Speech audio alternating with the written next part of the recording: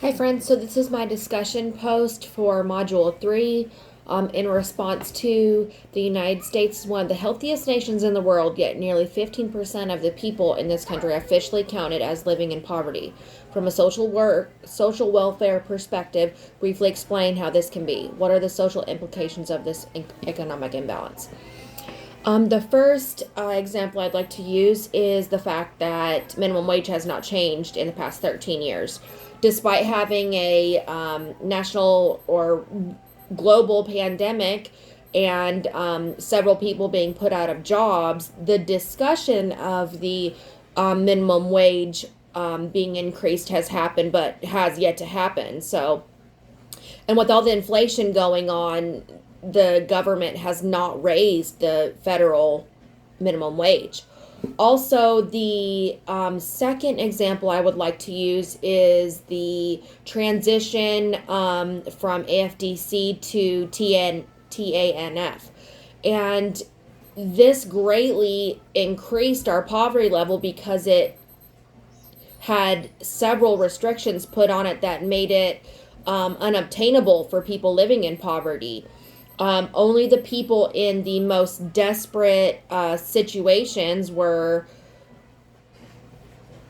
able to utilize it. And instead of just introducing transitionary programs for people on AFDC or placing a time restriction on that, as they did TANF, they just took away the people that were dependent on AFDC instead of encouraging them to seek out employment or further education.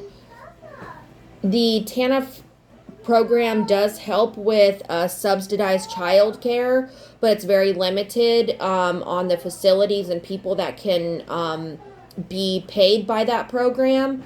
And so you have to rely on people and just trust that they're going to take care of your children.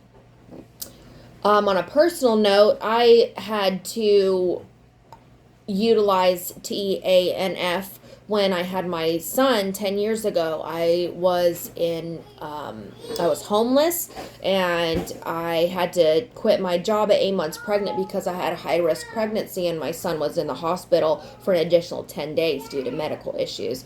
And I believe TANF only gave me $140 to live off of. The Section 8 list was a year and a half long, and there was no subsidized housing available either for about that same time period. So the government makes it extremely hard for you to get help, and also it involves a lot of intrusive information that you have to submit, and it's a lot of validation and all that. So the government does provide us with programs, but they're very hard to get and they're very minimal. Food stamps aren't rising with the level of increased prices from the inflation from the pandemic.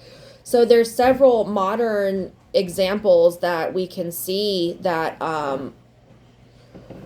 are a result of the lack of government empathy towards poverty, I guess. They just do the bare minimum, and this is why social welfare policy is important and to be part of it and be educated on it. Thank you.